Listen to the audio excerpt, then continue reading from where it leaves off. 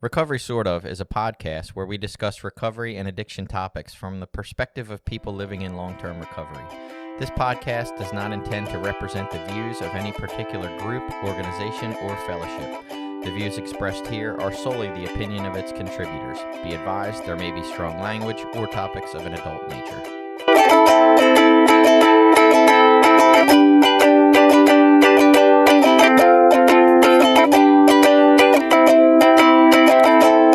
Welcome back. It's Recovery Sort Of. I'm Jason, a guy that would love to be united. And I'm Billy. I'm a person in long-term recovery. And it's spiritual principle time. We're talking about unity. Yay. I honestly, like looking at this list of spiritual principles that we have, Billy, it's like this extensive list that I've tried to pull out of all the literatures and just random things online. And we're getting low, right? There's the ones left, I look at them and I'm like, are these actually different than something we've already talked about? Right. Like, we've done acceptance and there's like self-acceptance. I'm like, is that really that? I mean, I guess kind of, but, and they just seem a little tougher to talk about, but you know, unity, even though it doesn't seem interesting to talk about, reading through it this morning, it seemed a lot more interesting to me, I guess. Yeah, it's definitely a principle that applies in a lot of areas of our life, you know, that is more than just recovery or just personal. Like it does affect a lot of people around us. So. Right. Well, to start with a definition, I got a couple that seemed kind of like what we were going for. One, the state of being united or joined as a whole, I think is kind of partially what we're going for with the practice of unity as a spiritual principle. The other one I got was continuity without deviation or change, and it says in parentheses, as in purpose or action. That reminded me more of like a fidelity thing, which is something we've kind of mentioned recently, but I kind of think that's part of what we're going for with this spiritual principle of unity, like this continuity of purpose almost is part of what we mean. Well, definitely in recovery, that should be the guiding force, I guess, of our unity. Okay. Like, is having, like, I guess you would say, fidelity in our message and our purpose, like within Narcotics Anonymous, we say, you know, we have our primary purpose, you know, and things like that. And if we aren't sure what we're united on, then we get a little mixed up, you know. Right. Like maybe we're united on the concept of abstinence is the only way to recover. Like if we get locked into that, like that can be not where we want to be united. And I wonder if that's why they use the word unity here for continuity of purpose instead of like where we're saying fidelity, because that's more continuity of what it looks like being delivered, I guess. So like if we had fidelity, you and I would sponsor by giving the same reactions and answers and responses to our sponsees, but continuity of purpose, we could both be striving to sponsor to help this individual who's struggling, and yet do that drastically different ways, right? You could work steps. I might take them to Six Flags. Who knows? Like, right. So maybe that's why the unity is the continuity of purpose, but not necessarily. It doesn't have to look the same. Yeah, that's interesting because I hadn't thought about that, and the definition that I had looked at, I liked, but now I'm like, oh, maybe that's so. The one I had said, you know, that I thought, oh, this is it, was the state or quality of being in accord or harmony. But I don't know that that is the right unity that we want in recovery, because if we're just all about like being in harmony, like are we keeping in line with what our primary purpose is? You know, we could easily get lost falling into the group, going along with a group of people that we don't agree with. Well, and we know like groupthink is a thing, right? If like 90% of the people all believe one thing, the tendency is that the other 10% will fall in line. Like, so yeah, that is kind of interesting. And there was some readings in our literature about harmony, and like I liked that idea, but I do see like almost the dark side of where that could go, right? If we're like, wait a minute, I thought we were here to help the still suffering addict, but everybody in the home group is voting for a pool party that doesn't allow people with less than a year because they might steal from the person's home or something, like, yeah, am I going to just, oh, well, for sake of harmony, let's do it and exclude all the newcomers? Right. Like, or you end up with people that end up in like service positions, me being in this spot at one time, like being in service positions begrudgingly because you feel like you have to, you know what I mean, to keep everything moving. and then you're doing things that are maybe inconvenient or not what you want to be doing, Right. And you'll easily find yourself in places where you're doing things in this spirit of unity that aren't necessarily in your own best interest. And I feel like when I do that, that ends up breeding resentment in me, right? Not unity. I don't feel united after that. I feel angry. And there is a balance of those two things, right? So how do we balance out, like, what is good and healthy for me, and then what is also good and healthy for the group, that I'm trying to demonstrate my unity with, or be in unity with. Something you just said reminded me of what we were talking about before we came on here. And just that idea of, like, that's kind of something that I've been working on for me, is understanding that if I'm doing something that I know later I'm going to be bitter and resentful about towards somebody, I just want to choose not to do it up front, right? Like, I don't want to do that harmonious or unity looking action if it's going to produce this disunity or disconnection later down the line, for me at least. And I can know that usually because typically I have an idea of, like, I don't want to be doing this thing, and I'm mad about it. Huh. And it's interesting. I've had, I'm sorry. No, that's good. So I've had 2 incidents like that recently, and I guess hopefully this will help me clear some of that up, like balancing out that idea of unity versus, I guess we'll call it self-care or self, love. Yeah. And one was with my wife. There was a day we were here on, I think it was a Sunday, and we were supposed to go to the grocery store, and I didn't feel well, and, she's like, oh, don't you want to go to the store with me? And the truth was, no, I didn't. I didn't want to go. I felt like shit. And then I went and was kind of a jerk the whole time that I went, with that same thing. Like, I'm going and I'm having this attitude of, like, being an asshole.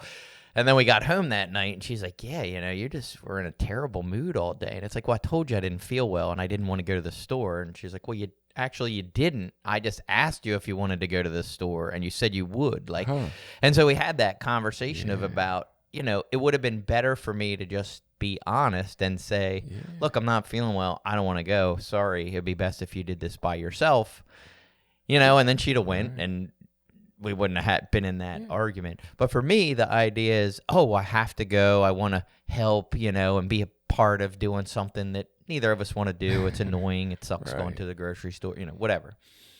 So that was one area. And I was, like, weighing that out of, like, is it good for me to put myself in this position of suffering for the whole or for the group by doing a bunch of shit that I don't want to do, that I don't feel like doing, and then I do it and act like an asshole?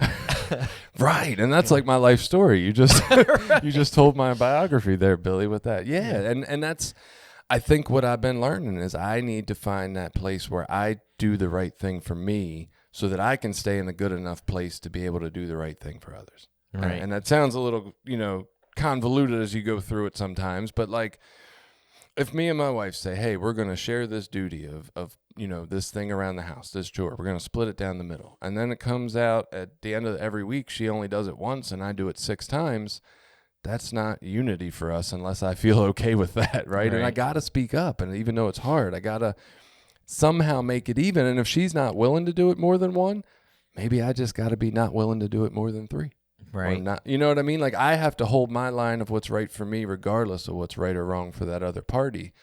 And I think that's where some of this unity in the literature was telling, or I guess speaking to me this morning when I was reading through it, was this idea of, like, this only works when we're all being authentic and saying what will work for us to be in that harmony. Because when you went to that store, or when we're doing that thing that doesn't feel like it's our fair share, that's not harmony on our end. Yeah. And the harmony's got to be equal for everybody, right? Maybe it is I got to give a little, but so does the other person in the equation.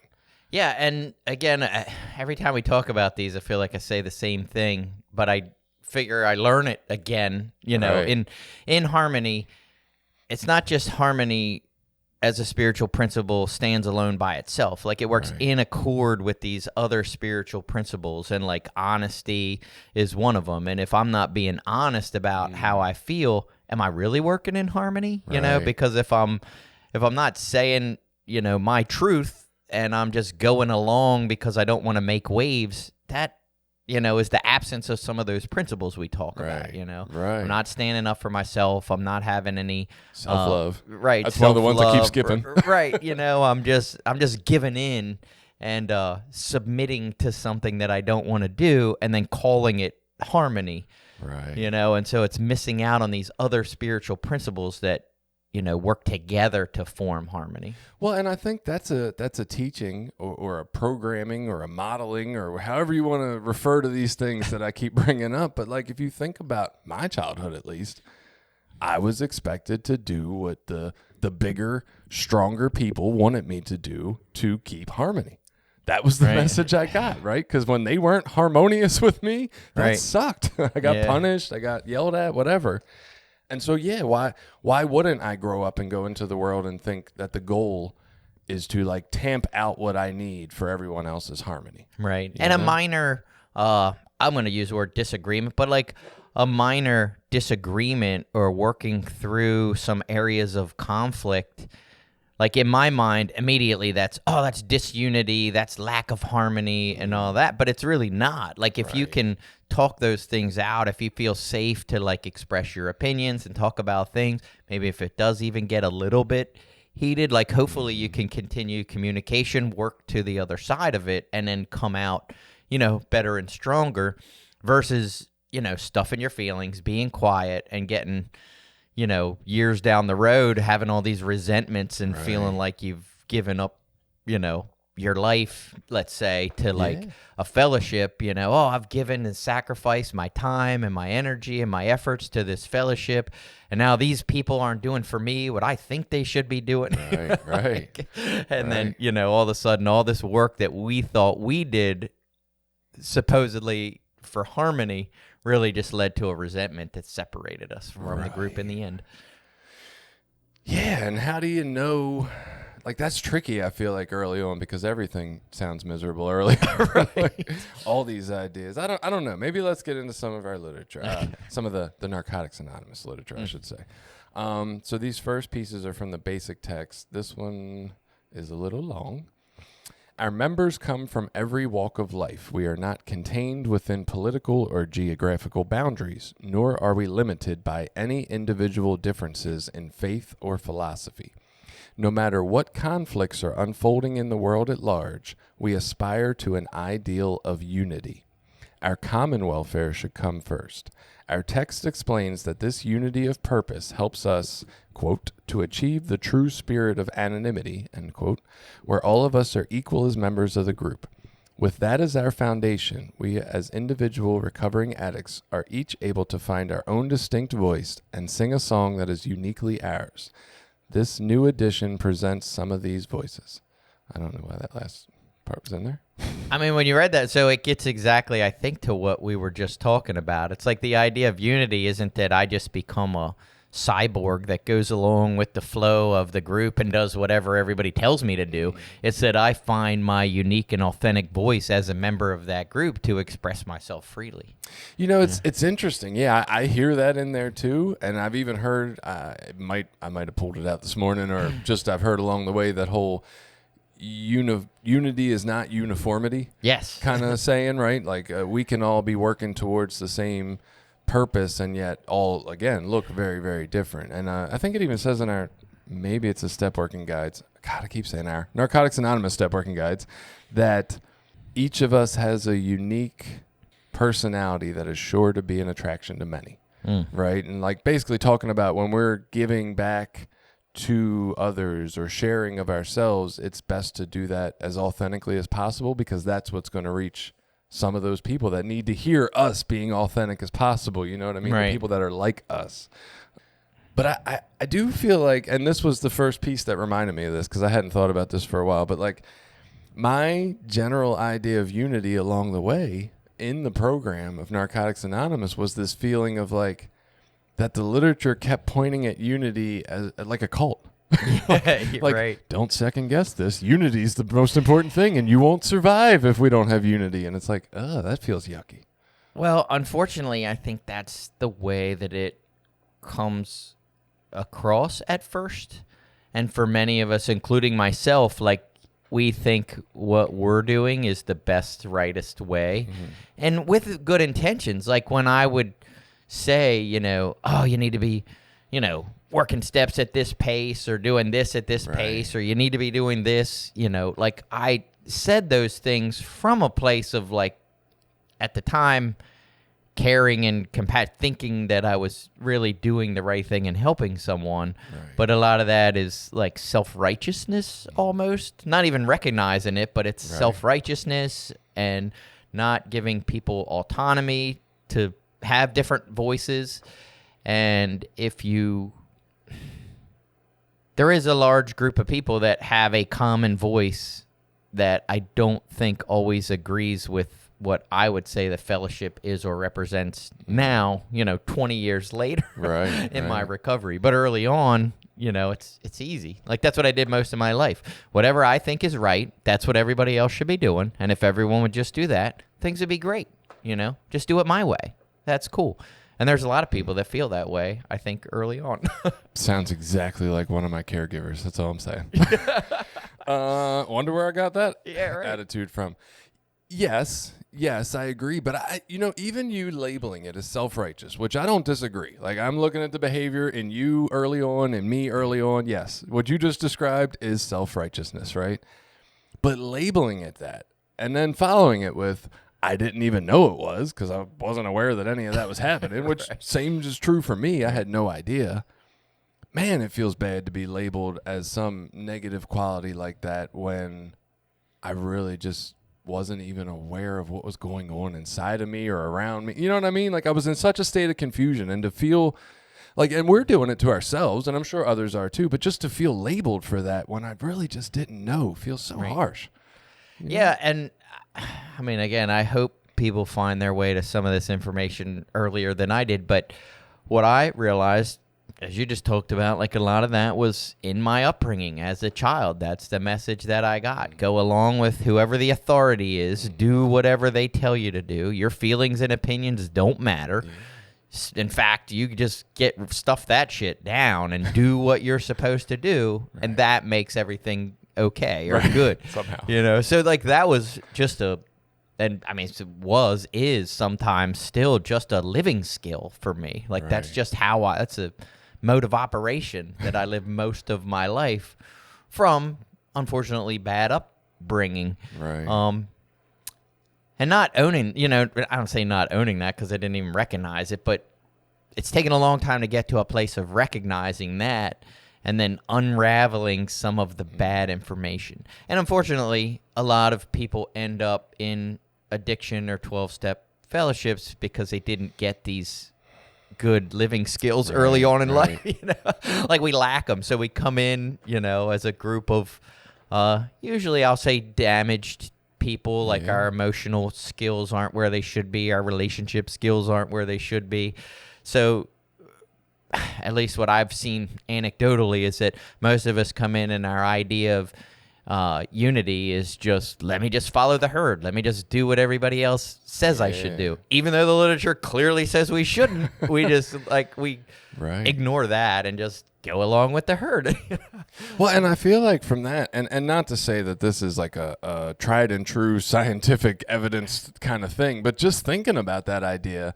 And this idea that we kind of all have these different attachment states, right? And there's the insecure anxious and the insecure avoidant. And like, that to me, not that there's only two types of people, there's a fuck ton of types of people, but just thinking of these kind of pieces being in people in some degree or level, right? You're going to have the people that say, oh, I'm here. I'm finding myself capable of doing all the things the herd is doing. Awesome. I'm going to fit in. I'm going to tell everybody else how bad they are when they aren't fitting in, right? Like, this is great. Right. And then you got your other half of people who maybe struggle to get on board or be able to entice their body to do the thing that their body doesn't really want to do. And they just feel like the outcast and get out of the 12-step world or feel pushed out of the 12-step world. And it's like, damn, could it be that we're only really accessing half of the people that feel like they have the ability early on to jump on board? And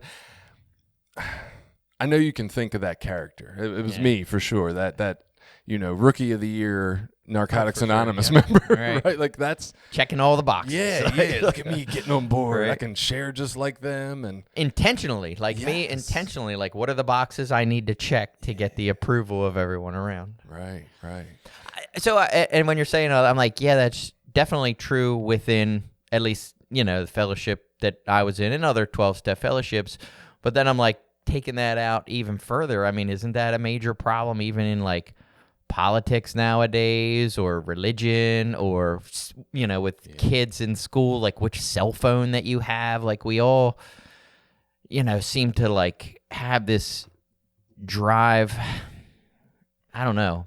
Maybe it's a cultural thing. Like, why does it feel so natural to like pick a side and be right and then work towards disunity? Like, why does that feel so like tribal? You know, tribal is the word. And, you know, unfortunately, we can do that within our 12-step fellowships, a place where obviously most of our guiding principles tell us we shouldn't, but yet we still find ourselves doing that.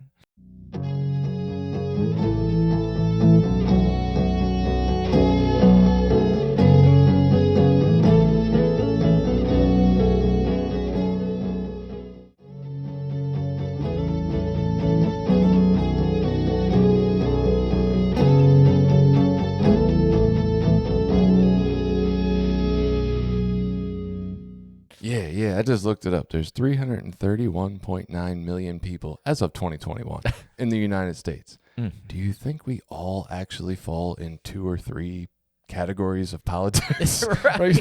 Like, do you really think that we're all that similar? Well, and not to get off on politics, but and I found this in probably recovery too. Like, most of the time, if I talk to people and get rid of all the labels and like sort of talk on like base level stuff, like what most people are upset about in our society are very similar things. We're all upset about the same things. We're all upset that our politicians aren't representing us in, you know, within this democracy framework. We're all upset about feeling like we're paying too much in taxes, whatever, being overcharged. We all feel like we got to work our asses off just to get by, while somebody else over there is getting tax breaks and handouts and everything. And that doesn't matter which party. And then how we approach that is to like blame it on somebody else and then attack this other group of people. Yes. And you know, yeah, and it's sad. It's like, how do you get people to sort of look towards these spiritual principles to look at how we can come together to solve problems? And I don't know. It's a big issue. Right. So what I'm picturing there, not to get us way too off topic, is like this idea of when you're in this lower state of Maslow's hierarchy of needs, or when you're in a more elevated or escalated and dysregulated nervous system, we're going to need a group. We're going to need a clan, right? Because we're in a survival state. We're saying the world is about to come crashing down and our life is going to end.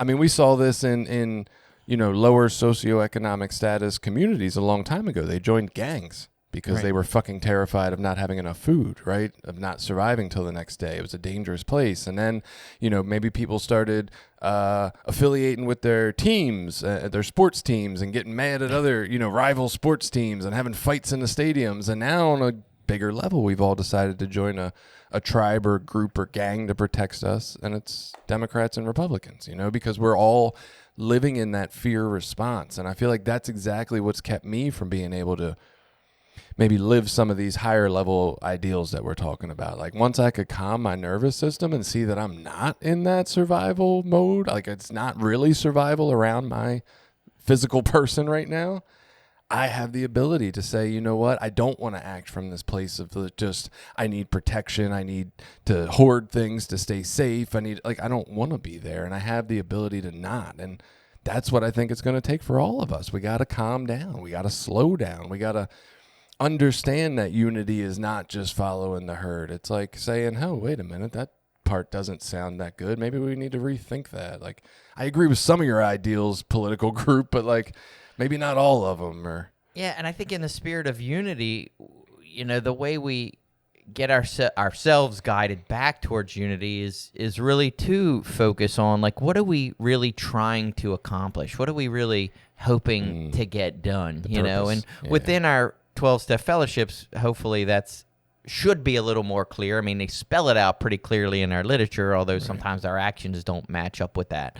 But also, you know, I can take that and be like, all right, well, when I'm at, you know, my particular meetings involved in my particular fellowship, we have a pretty guided purpose. But when I get outside of that and I look at, let's say, the recovery community at large, that might include, people that are on MATs or people that are doing different pathways of recovery or people that are on, any different, some maybe a Christian pathway of recovery.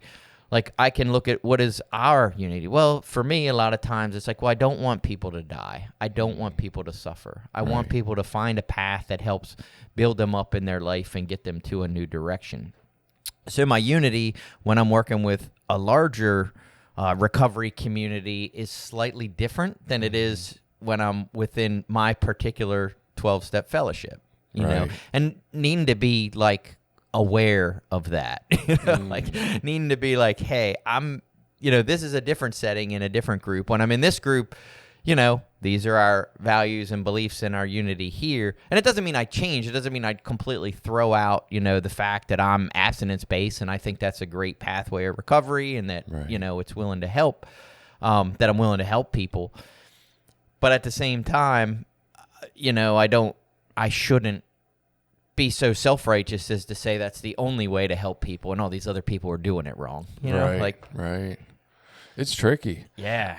This, I'm going to get us back on this next reading. It's a longer one, even longer than that first one. But it also speaks to, I think, a piece of what you just said of how, even though this is clearly spelled out in our literature, this had a very different feel for me reading it early on and throughout my recovery than it does now. So this piece is, our survival is directly related to the survival of the group and the fellowship. To maintain unity within Narcotics Anonymous, it is imperative that the group remains stable, or the entire fellowship perishes and the individual dies.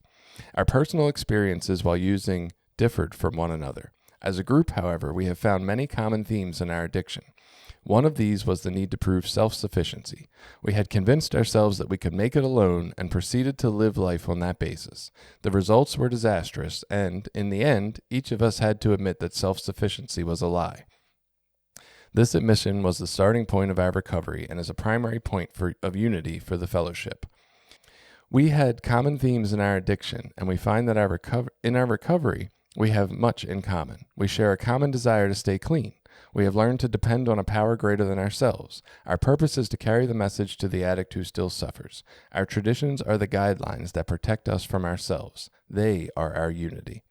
And that's an interesting and complex paragraph, right? But just the start of it where it digs into how our survival is dependent upon the fellowship or the group's survival or the program's survival. And we'll die if Narcotics Anonymous doesn't survive. That always felt so much like a culty statement. Well, you better do what's right for the group over top of you or you won't make it anyway. And it's I never liked that early on. I hated it. Yeah. And I don't know, maybe I just heard it a little different now. And I don't know that I even paid attention to that shit early on. But when I hear it now, what I hear is what I recognize is that I alone was never good at solving my addiction problem. I can't just take this book and go sit in my bedroom somewhere and read it by myself and figure it out.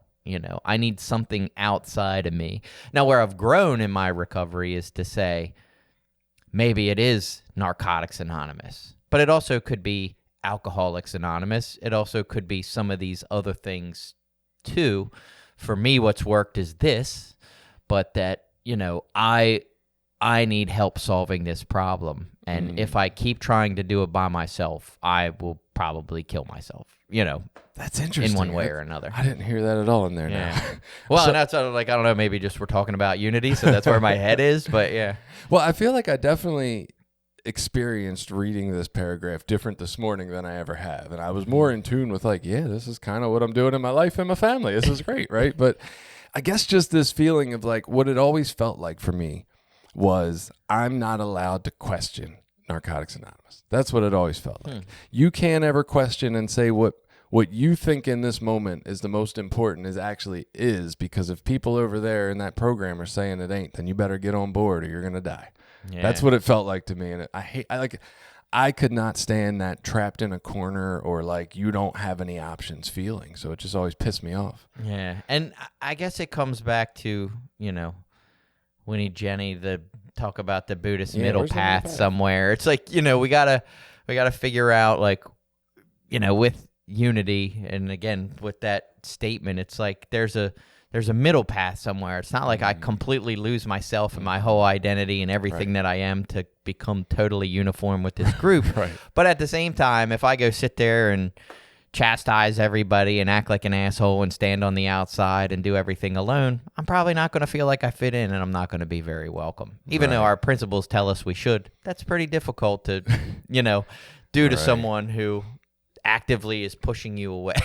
Yeah. And, it's easy to hear, like, I should just conform and I go along with, and I'm not allowed to challenge some of these ideas. But as I've stuck around and grown in my understanding of these principles and how they work together, like, I'm like, I question everything. Question everything that you read and hear in here. You should question all of it and make sure that's in alignment with your values and the person that you want to be. Yeah. Don't take any of it for, you just got to do it because, like, you really need to understand. My experience has been that's the only way that I'm really going to apply it. When I'm just doing it because you told me to do it, I'm going through the motions without reaping some of the benefits. Yeah. Yeah. And I'm not really getting anything out of it. And then it becomes a resentment because I feel like I'm just putting in and not getting anything back. Yeah. And if anything, I feel like I'm putting in and maybe I'm getting like negative returns on that because I'm getting pissed. Right. So one of the things I feel like has twisted for me is being able to realize that I am my own human, my own person. I can choose what I want. I don't have to necessarily do the thing that's going to make other people happy in order to be okay with myself at the end of the day. And that has like changed this whole fucking paragraph for me because this is what I'm doing in my family. This is what I'm saying. I go home and it doesn't matter what the situation is. It doesn't matter if one of my teenagers has broken the rules or if my wife has said something to me that was offensive or mean. Like, the point that I'm keeping in mind is that we're here for unity. We're here as a family system that all loves each other and working towards the greatest goal for all of us, the greatest benefit for all of us, right? That might not be the greatest thing for Jason at any given moment, right? But it also has to fit in what's acceptable for Jason in any moment, right? If my family really, if what's best for them is something that's not good for me, I cannot do it. I cannot be a part of it. Right. And it's just this idea of like the unity and our cohesion and our caring about each other. That's our primary purpose. That comes before whether you failed a class, whether you stayed out too late, whether you said something to me in a mean way a couple hours ago. The important thing is that we can come back together because our purpose is to love each other and know that that's hard to do. Right. And like that feels really warm and great and it's working awesome. And like, man, I wish I'd have had that when I was a more attending member of Narcotics Anonymous so that I could have gave some of that to them too. Yeah, and there's a part of unity that requires that the individual not be completely self-centered. Like it's right. Like a part of unity is me also understanding that it's not all about me though, and the same with my family. Like, yeah, I could just come into my family and tell them what I want to do every weekend and what I want to do, with our free time and how I want to take our vacations. But is that really in a sense of, working in a sense of unity or a sense of purpose within our family? Like that everybody just do what I want to do all the time? I mean, maybe I could bully them into going along and it would look like unity or sound like unity because they're not allowed to question or have any opinions or whatever. But that's the upbringing that I got. Right. And I'm sure my parents felt like there was a lot of unity because there was a lot of like falling in line, doing what you were supposed to do because you were afraid of the consequences. So there is a little bit of a requirement of us as the individual to be able to look at like our family. Well, what is best for my family at this point, Right. Maybe I don't ever want to go to the grocery store, but somebody's got to do it. And can I suck that up within a reasonable, framework and what is my reason for not wanting to go? I just don't like it, then maybe I can do it and it's not such a big deal.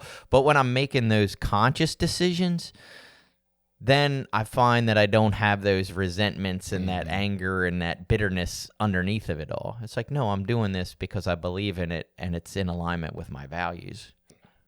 So I think when you say the piece about the person, or it requires the person to not be totally self-centered, right? What I'm looking at from that, and this is, I'm not trying to give anybody else a program that will work for them. I'm just saying of what it felt like changed for me. It felt like when I committed to a sense or the idea that I'm going to give myself and my body whatever the fuck I need in this moment to feel comforted, better, not as miserable. I don't even know how to encapsulate what I'm doing exactly, but just I'm willing to stop everything else and take care of me, right? And once I got there and I started doing that and my body started feeling better because it felt like it could count on me. Anytime shit felt terrible for it, I'm going to do something. It might not be the right thing, but I'm going to give it something. Maybe I just lay the fuck down under the covers for 20 minutes. I don't know. But from there and feeling better, the whole world looks different, Billy, right? Like my wife says, do you want to go to the grocery store? And I don't feel terrible in my body. So there feels like there's space to do that. Right. And not only space to do it, but it's like there's space to say, I really don't like using my time to go to the grocery store. It's a pain in the ass, but I do like eating. That's cool. And also like I could probably have fun with my wife and kids while we're here and goofing off at the grocery store. Right. And I can, right? And it's like, I don't think that ability existed when my body didn't feel as good because it needed the optimal conditions around it to just be okay. And I don't know how to I don't know that it takes people not being self-centered. I think it takes people feeling better. Yeah. Because then it just or just being healthier. Yeah. Sorry, not to cut you off. That's fine. Yeah, and that's what, I mean, immediately when you said that, I'm like, yeah, I think in my life now, I am doing a lot more, I mean, what sometimes I've been told is selfish things for myself, and just being like, hey, it's important to me that I get to the gym, a bunch of days during the week, maybe not 5, but at least 4, maybe 5. That helps with a lot of my anxiety. It helps with, attention. It's important that I meditate, take some time for myself for certain things. Like I can't work in a spirit of unity when I'm all fucked up inside. Right, right. It's impossible, right. Yeah, there's chaos in my brain. So we get to some shorter things. These will be easier to talk about, hopefully, because we can remember what they said. Oh, one of the things, searching through these all digitally and Control F, look for the word unity. The word unity is in our text quite a bit, but the words community and opportunity, holy fuck. A lot. Yes. Oh my God. Every 4 out of 5 of every unity search that came up was mostly just opportunity and community because the word unity's in there, but that was interesting. This book is not meant to be an exhaustive study of Narcotics Anonymous' steps and traditions, nor is it meant to be the final word on any aspect of recovery or NA unity. That was from It Works, How Am I? And I just found that fascinating because I've been using that literature to try to prove people wrong for a long time. Yeah. It says right in there.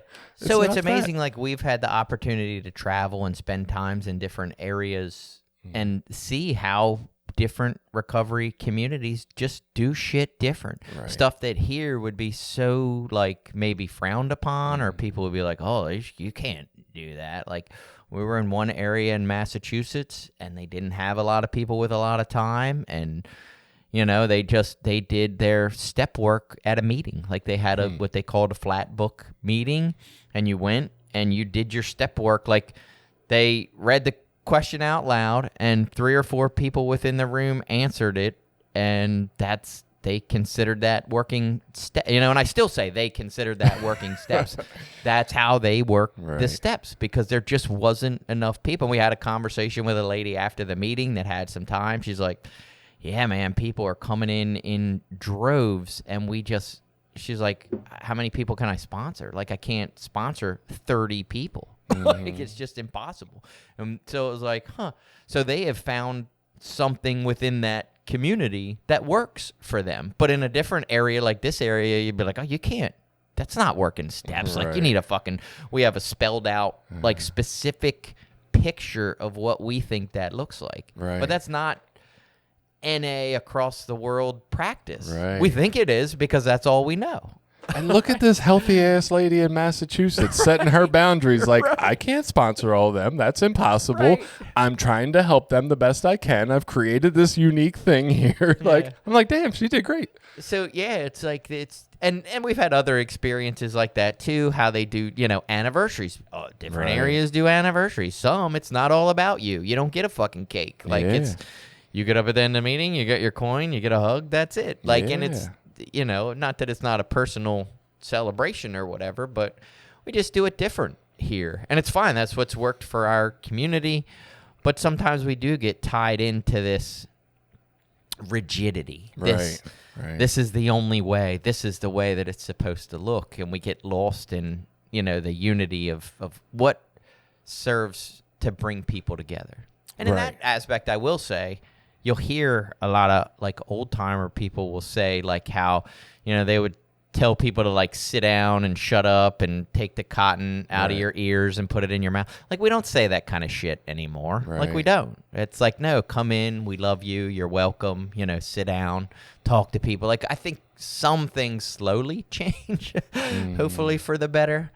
It's tricky. Yeah. I feel like the old timers came in and they found the freedom from active addiction or drug use, whatever we want to call that, and then just kind of got to that scared point of, I got a grip on this, I can't let it go, and now I can't do anything further than that. I just got to stay here with this information of cotton out of my ears, in my mouth. You know what I mean? Like, well, and I'm not going to say some people don't need to hear that. Right. Some people probably need to hear that. Some people need a sponsor that tells them, you need to fucking do this, this, this, this. If you don't do that, get a new sponsor. You got 30 days. Like, I don't know that people need that. Well, I'm just saying like that. Well, it might work for some people. Like, whatever. Like, there's just different ways of doing it than the way that I think that it needs to work.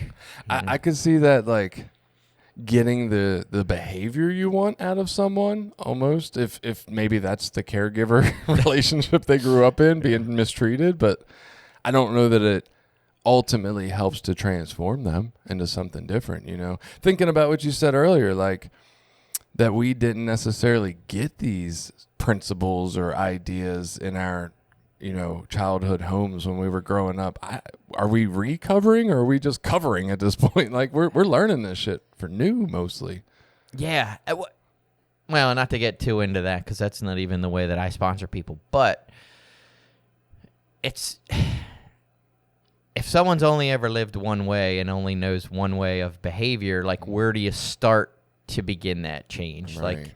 Like, the wording that I always heard was like bring the ass and the mind will follow or whatever. So it's like maybe if you just start acting some of these behaviors, eventually the understanding and thinking comes along with it, as you do the right things, but you have to start, doing some of the basic shit first.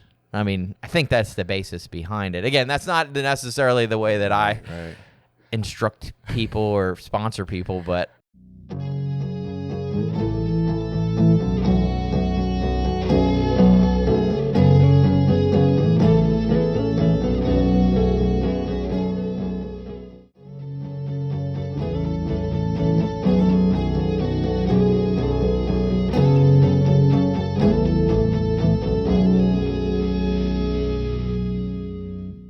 I was trying to think. I'm like, well, on one hand, I spent a lot of years, and that did not happen. Just trying to do the thing, and it the mind would follow. But on the other side, like, I don't know, I got here.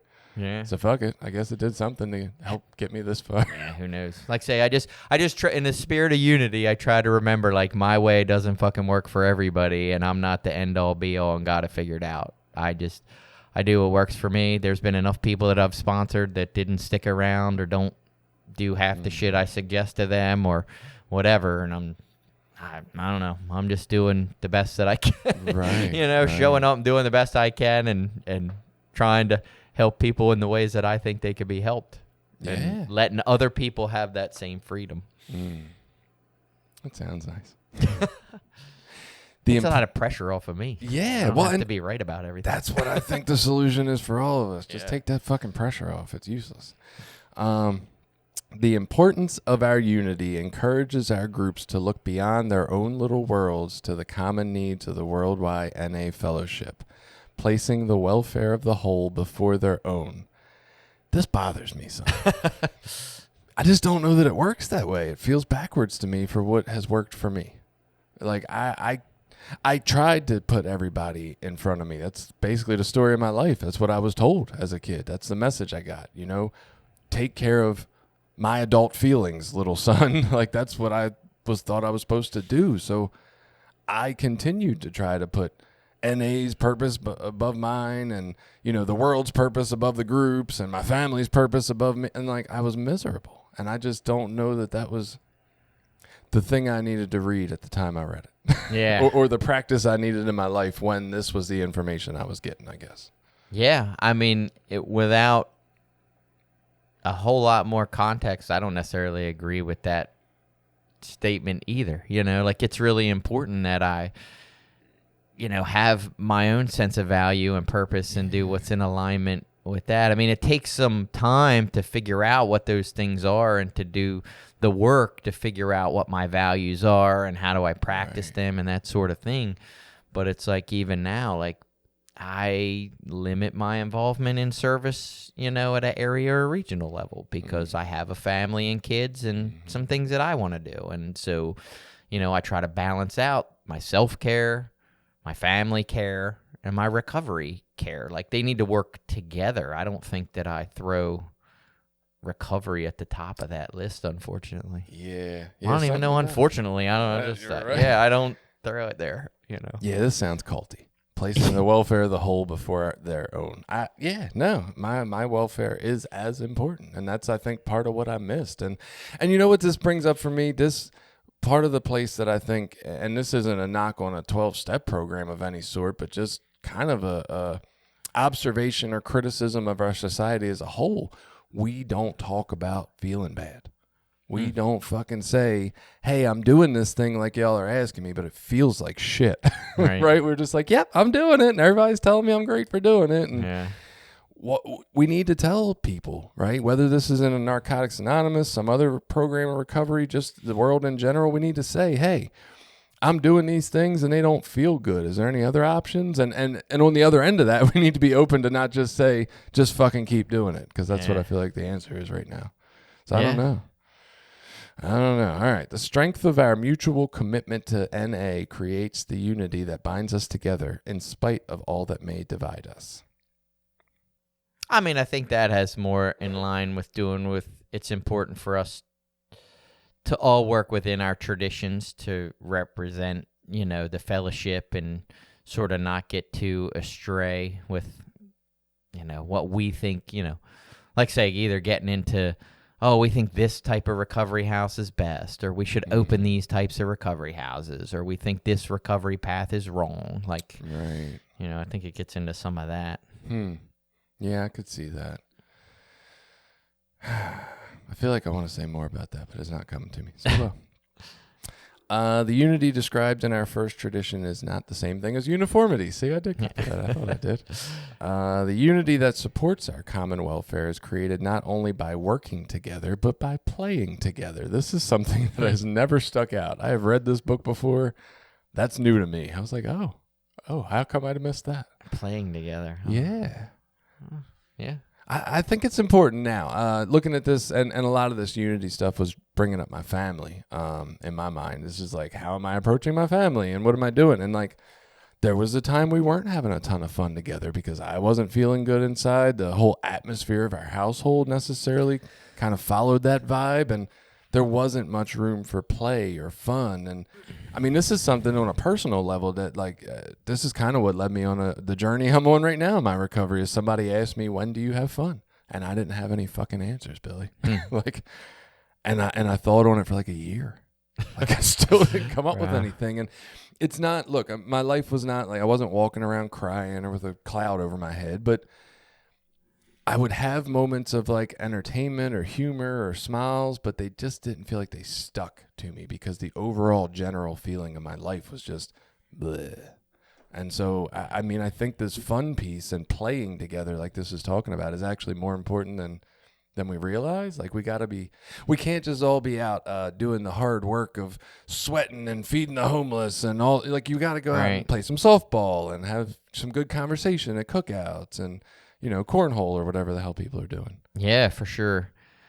And then I was just thinking of this in the opposite way as well. Like there is still some times in my life if I'm working within my family that it can't all just be about me having fun, and because I struggle with that sometimes in my life. I'm like, well, I'm getting older. We're all gonna die. Should I just be like, fuck it and do whatever I want that's gonna bring me the most hedonistic pleasures and not give a fuck? Like, and then I'm like, oh, that sounds dangerous. well, like, okay, right now, your son and I guess that's his buddy. Yeah. Are power washing your fence, right? You want your fence power washed. That means something to you. It's going to feel better to sit around when it's power washed. It's going to look good. It's going to give you a good feeling inside. But can you play while you're doing it? Can they take the power washer and spray each other a little and make cool designs on the fence? And like, can it be fun while we're doing it? I guess is the question. You know what I mean? Can it not be such a drag? Yeah, and I will say, when I do things with more intention, even hard things, it's much more, maybe even not enjoyable, but it's much more tolerable and way less like I'm not fighting myself so much to do it. You know what I mean? Right. It's like projects around my house, like I've learned, like, oh, I like when things are done and they look the way that I like them to look. Like I'm way more relaxed. You know, we just did some stuff in the living room. It's like, oh man, I like I sit in there, I feel relaxed. It's nice, it's comfortable. And it's like, yeah, you know, I had to do a little bit of hard work to get there, but the work, you know, hopefully pays off in the end. Right. And again, our idea behind, funny enough, our idea behind that was based in like unity. Like we said, hey, we don't really sit in our living room very much. We all kind of come home and then we run off to our individual rooms, and let's create a space that we all like to be, that's comfortable, where we want to hang out and spend time together, where we can spend time with our pets, like, because they sit out there in the living room and we're off in our bedrooms. So, you know, we're trying to work towards ways to bring us together. I mean, I guess I could have paid somebody to do it, but it took some work to be able to get to that place. We didn't just wish it into existence. Right. Well, and even if you paid somebody, it would take some work to get there still. To get the money. Yeah, it would still take some work, right? Your backyard's awesome, by the way. I love it. And we've worked on that as a place, like we want a little oasis to be able to come back and hang out. And, and it looks like that. It looks just like that. It's great. So thinking about that idea of unity in my family, what I've been doing more of is putting my phone in a different room, or just somewhere, honestly, around the same room that I forget where it's at, because that happens quickly enough. But like this idea of, I want people to walk in the room and see me ready and available to give them my attention, because that's more important to me than whatever stupid fucking news article I've been reading that I'm scrolling for, like, refresh. Is there any new fucking news in the middle of a Sunday? Like, why? Right? I'm not even interested in half the shit I'm reading. And I'm like, and it just annoys the shit out of me. Right. And I feel so much better having this unity idea. Like, I'm just open. Like, walk in the room. I'll fucking listen to you. Let's talk about whatever. Not all the time. Sometimes I'm annoyed and don't want to talk. But like, just these things, these intentional behaviors, like what can bring us closer together has been on my mind, and trying to do things like that, just like you're talking about. Yeah, and we do have, you know, hopefully within our fellowship or whatever fellowship you're a part of, they have some sort of activities or events or whatever. And, you know, over the years, like, those are things I've tried to actively be a part of, you know, when I can, and things that I like to do because I want to be a part of my recovery community and promote them, and, you know, let people know, like, hey, we are out, you know, playing softball, or there's a picnic coming up, or there's a thing going on, you know. If anybody wants to come, I'll give you a ride, stuff like that. Because it is important that, you know, we live and enjoy our life without the use of drugs. So this last one kind of feels like a way of looking for unity. I don't know if it's a way to practice it, but it's a way of looking for it in our actions. It says, many questions can be answered simply by determining how the action we contemplate will affect the unity of our fellowship. Will it serve to divide us, or will it bring us closer together? Yeah. When am I asking that to myself? Right. Fucking never. Right. I'll tell you. Never. Right. But like, that's a great question. Even in my family system, like, is this thing I'm about to do actually going to bring us together or not? And that's, great way to evaluate it. Right. And again, back with most of these spiritual principles, I feel like we say this a lot, or I say it a lot. It's like, it's really important that I understand and apply it in the ways that are meaningful for me in accordance with my other values. You know, like, it's not important that you think that I am unity, or, you know, you think that I'm practicing unity or not, or that it looks to you like my family's practicing this, or that I'm practicing this, but that I'm actually doing this principle to the best of my ability in accordance with my values and beliefs, with the caveat that I need to always be open that my beliefs and values can change with new information.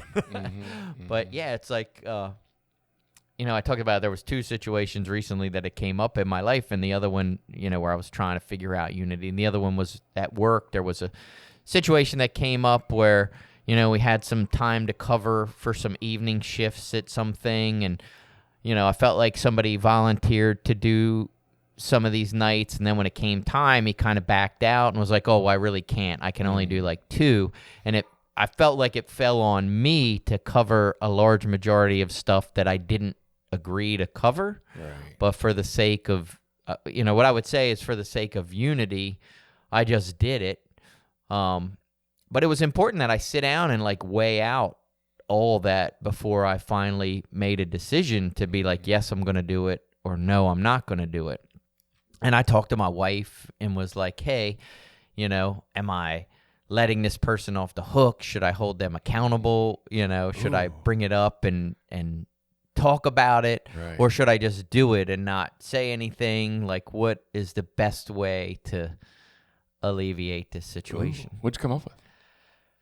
For me, I had to understand that he had a different expectation on what it meant to cover these extra shifts than I did, and that my values on the way I wanted to represent the company made it fall on me.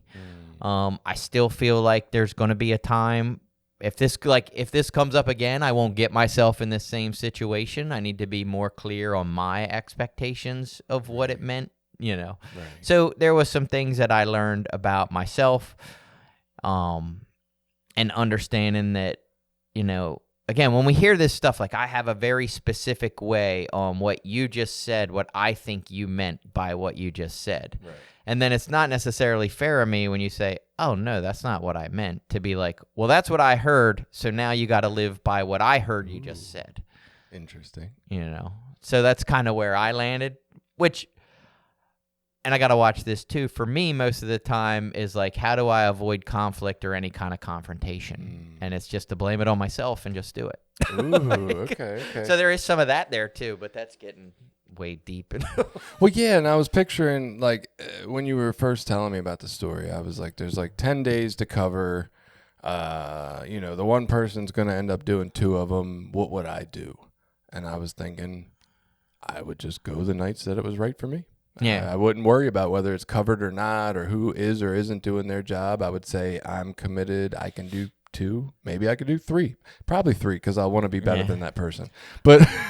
But yeah, and then I'll just do that. And then from there, maybe that creates a discussion about, oh, shit, nobody covered it. I didn't know why. And we can talk about why. Or maybe it doesn't. And I just did what was right for me, and I'm not mad. And that's kind of where I fell, because there was a couple of things that I had to do that week. I had some commitments on certain days, and all those days were able to be covered by other people that wasn't me. And really, all the nights that I went, I didn't have anything particular going on. It wasn't a major inconvenience. It just, I didn't want to necessarily do it. That's a major inconvenience to me. Right. I didn't want to. So there was some give and take there, but you know, I don't know that I would have sacrificed what I would have called there was 3 particularly important things during the week. Like, I can't do this night, or this night. Doesn't matter if nobody fucking does it. I can't do those nights. So I did have some boundary for myself. That's good. But yeah, it's interesting to kind of weigh that out. And again, I didn't just sit with myself and make all these decisions. I actually talked with my wife about it, and we kind of talked through, like, well, what are your values? What do you think? You know, and she agreed with me on some and said she would handle some things maybe a little differently, and you know, but that's the point of having people within my recovery network and my support group, are like, how do we best exemplify these principles within our life and practice them with people around? Yeah. You know. Well, and thinking about unity as we kind of come to a close here, just I've been saying that like love is the thing that's the most important for me, or my top priority, or compassion maybe, or grace, but unity could also qualify for this. This is like what I'm going into my family system with. I'm saying this unity between us and us relating to each other as humans that care about each other is the top fucking priority. And anything else that's going to stop that needs to go. That's my standpoint right now. Like anything that comes between that, right? Am I getting mad about something? Well, let me really examine this. Here's one. We have, between my wife and I, 3 cars. We have an older car. We kept on to it when we got her a car so that the kids could use it as they became of age to drive and get licenses. So I have twin daughters. They're 17, almost 18. They share this car. That's enough of a conflict on its own. But frequently, instead of doing it the way my wife and I wish they would, which is, coordinating, making sure that if they need it, right, they have it. What they do is there's other vehicles at our house. So there's, 5 in total or something. So they just assume if my wife and I aren't using vehicles that they can just use it. So one takes the car that they share and the other one just uses one of ours. And like, in general, we were not really okay with that. Like, I want to keep my shit safe, right? And new drivers are going to fuck my shit up and I don't want that. But that's what I was given growing up. Right. And when I really step back, even though I'm highly uncomfortable with this idea, Billy, the truth is I believe I should treat my kids the same way I treat myself. I want for them the same way I want for me, the best, right? Why would I not let them use my car? Yeah. Am I putting the car as more important than my love for my kid? And I really had to think about that. And I don't. Fuck stuff. Crash my car. I love you anyway. And like that's where this unity idea, my relationship with these humans is more important than anything that can come between us. That's what it is for me. And like, I can't say I got that necessarily from the 12-step program or that I was able to very well apply it there. I wish I could have. But man, what a great concept to carry in our lives, wherever we're going and whatever groups we're in. Like us loving each other is more important than anything that could divide us. Yeah. I mean, I think that's super important. And I don't know. I guess I feel like I did get to most of that through recovery, Yeah. But I also have a wife that's, been in the same process, and she's helped me a lot. She's been a huge motivator of change through conflict.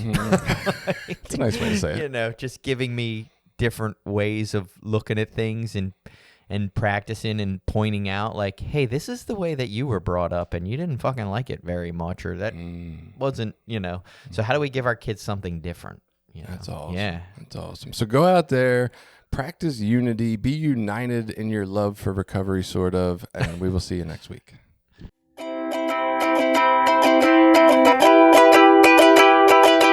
Did you like this episode? Share it with people you think might get something out of it. Check out the rest of our episodes at recoverysortof.com. Also, while you're there, you can find ways to link up with us on Facebook, Twitter, Instagram, Reddit, YouTube, anything. We're always looking for new ideas. Got an idea you want us to look into? Reach out to us.